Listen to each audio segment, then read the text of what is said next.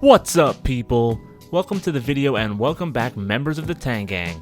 Today we begin the 4th Pokedex in the Pokemon World Distribution Series. So far we've done Asia with 261 Pokemon, Europe with 218, and North America with 182.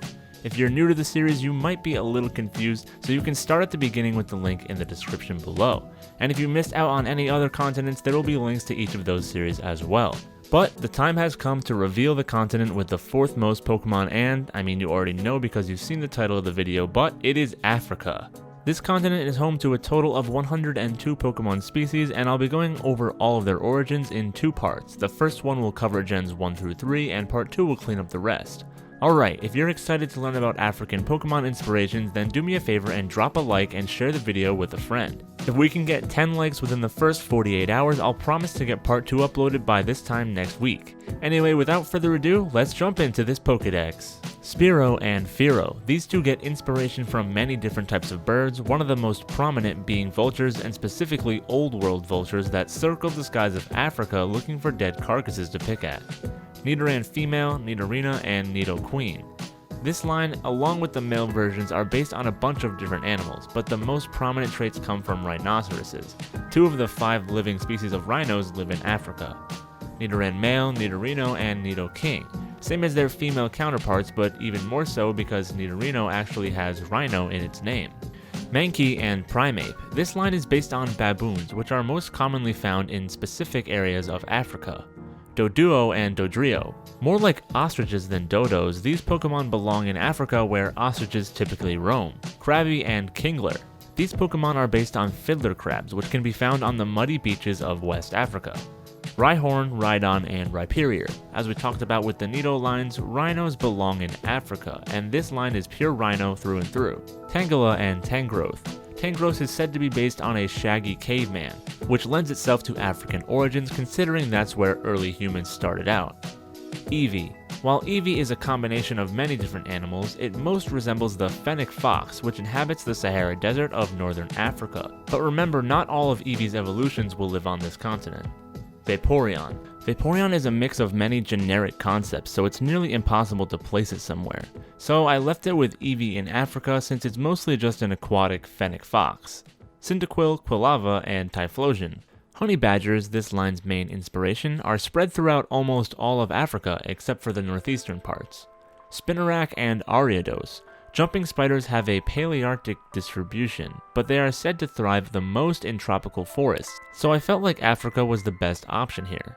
Giraffe. Giraffes are native to Africa and cannot be found naturally anywhere else. Fanpea and Donphan. Obviously based on elephants, which currently have 3 species recognized, 2 in Africa and 1 in Asia. Africa wins this round. Larvitar, Pupitar, and Tyranitar. Most fans will say that Tyranitar is just the Pokemon version of Godzilla. While this is partially true, in terms of existing creatures, it shares many traits with armadillo-girdled lizards, which are endemic to South Africa. Ho-Oh. Very clearly based on a phoenix, a concept believed to have originated in ancient Egypt.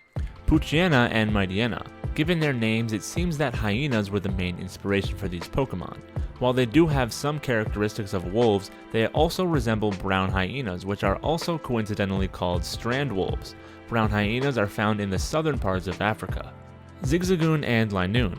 This is a case where placing the whole line based on the final evolution doesn't feel exactly right. La Noon is based on a striped polecat, which can be found all over Africa. Zigzagoon, though, is clearly a raccoon, and Africa doesn't have any of those. I'm leaving them here in Africa together, but let me know in the comments where you would put them. Skitty and Delcatty. They are based on generic domestic cats, and it is believed that the ancient Egyptians may have been the first to domesticate our feline friends.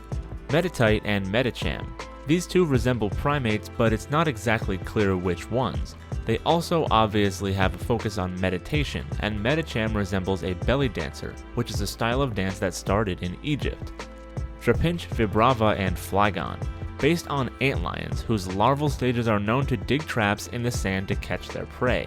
Their distribution is quite wide, but they prefer warmer and drier areas, specifically sandy desert regions, which Africa is full of.